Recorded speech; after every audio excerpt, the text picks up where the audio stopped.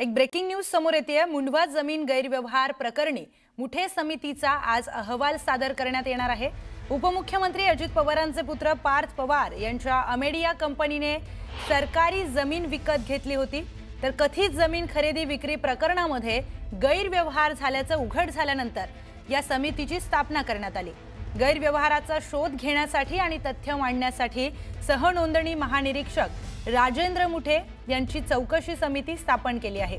समितीने चौकशी पूर्ण केली आहे। तर चौकशी समितीचा अहवाल नोंदणी महानिरीक्षक मुद्रांक नियंत्रण कडे सादर करण्यात येणार आहे। हा अहवाल सादर केल्यानंतर नेमकं यामध्ये दोषी कोण आहे हे समोर येईल। या सगळ्या प्रकरणासंदर्भात अधिकची माहिती आपण जाणून घेऊयात। आपले प्रतिनिधी अभिजित पोते आपल्या सोबत जोडले गेलेले आहेत। अभिजित, या समितीचा जो काही निकाल आहे तो येणार होता, त्या समितीने आपला अहवाल ती सादर करणार होती। आज आता ती अहवाल सादर करणार आहे, काय अधिकची माहिती?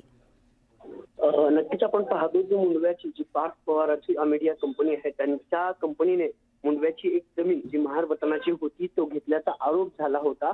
त्यानंतर या जमिनीचा व्यवहार देखील रद्द झाला। पण या सगळ्या संदर्भात राज्य सरकार म्हणून एक समिती स्थापन करण्यात आली होती, ज्यामध्ये नोंदणी महानिरीक्षक राजेंद्र मुठे यांच्या अध्यक्षतेखाली ही समिती होती। आणि ही सगळी समिती जी आहे या व्यवहार प्रकरणाची सविस्तर चौकशी करून एक अहवाल जी आहे ती तयार करणार होती। आणि हा अहवाल तयार झाल्यानंतर नेमकं या सगळ्या व्यवहाराप्रकरणी दोषी कोण आहे, अमेडिया कंपनी, शीतल तेजवानी की अजून कोण, असा हा सगळा चौकशीचा अहवाल आता तयार झालाय। आणि आज दुपारी तो अहवाल जो आहे तो नोंदणी महानिरीक्षक कार्यालयात जो आहे तो देण्यात येणार आहे।